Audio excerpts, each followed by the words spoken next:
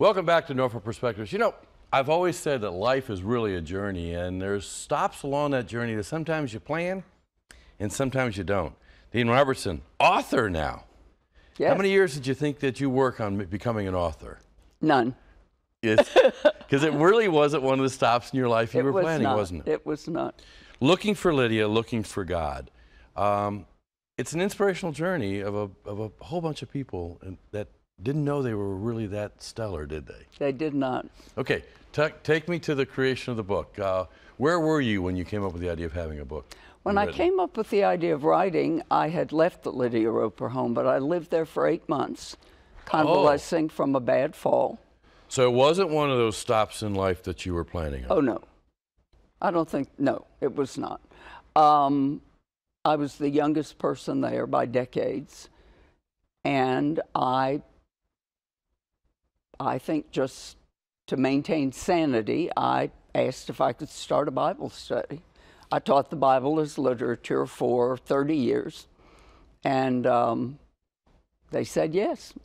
Now you said out of sanity, so so it wasn't necessarily a pleasant time in your journey then. No, it wasn't. No, it wasn't. I was physically in bad shape. I was certainly depressed to be in this place with all these 90-year-olds. It was one of the most wonderful 8 months of my life. I moved and they asked me to come back. So for a year after I moved to my co-op in Ghent, I went back every Wednesday morning and did the Bible study. And at some point, I got up one morning and I started writing about these women. You just turned the computer on and... I did. I just got up and turned the computer on. When I teased this segment, I talked about kind of the telling a story by linking words together. So that's really how it began? And then when did it turn into an inspiration, though, for you?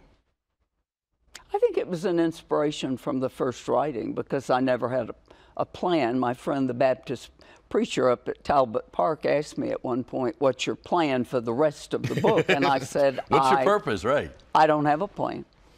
I get up, I write. So how long did it go from being connecting words to telling a story to a book? 7 months. Really? Really.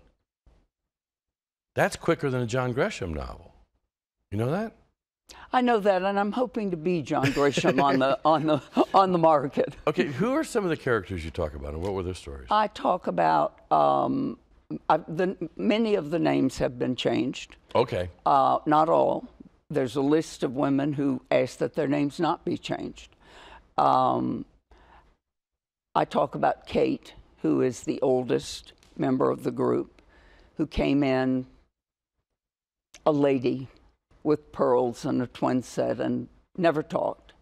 And by the end of the Bible study, she was known for her outrageous questions. I talk about a woman named Ethel who never spoke and suddenly one day began to talk, and she talked and she talked, and it was just a miracle. Mm-hmm. So really getting to know people on the core of their story and their journeys. Yes, by the end of the time, we had a community. We had formed a community of trust and affection, and it was a wonderful experience. It's a book of important, and I've had a chance to kind of just glance through it quickly, but it's an important lesson in life to really get to know people's stories. I think it is. I think it's a book about relationships. Now, when you became a resident of the Lydia Roper house, what did you know about Lydia Roper? Nothing. What do you know about her now?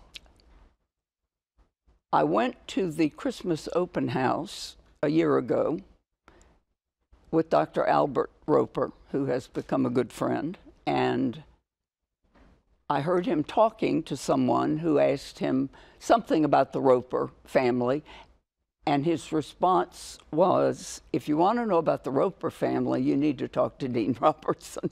Oh, right. So they're a very significant family in the history of Norfolk, but what made them a special family in your eyes? I'd never. I'm not from Norfolk. Right. I had no idea who they were. What made them a special family for me is that they responded to my request to talk about Lydia. They have been helpful. They have been wonderful. They have become friends. Okay. I just got the 1 minute notice, which Yes. means it's now time to sell the book. It's now time to talk about the Slover Library. There we go.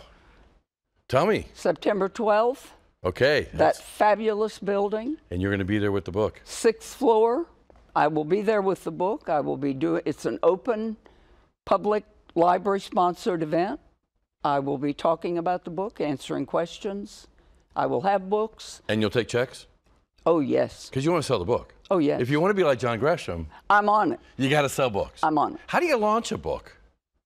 Just doing this? You got to find a publisher first, and I found It's a beautiful book. the best person for Lydia Roper. So come on over September 12th to Slover Slover from 2 to 5. Library will be on the 6th floor in that gorgeous room with a wall of glass looking over the rooftops of downtown Norfolk. I hope you've gone to the same place I am, but I am so glad that you've come onto the sofa to tell about your journey and the impact that it had, because so often we find ourselves in that point of total despair and don't know how to get out of it. And it sounds like you had the key.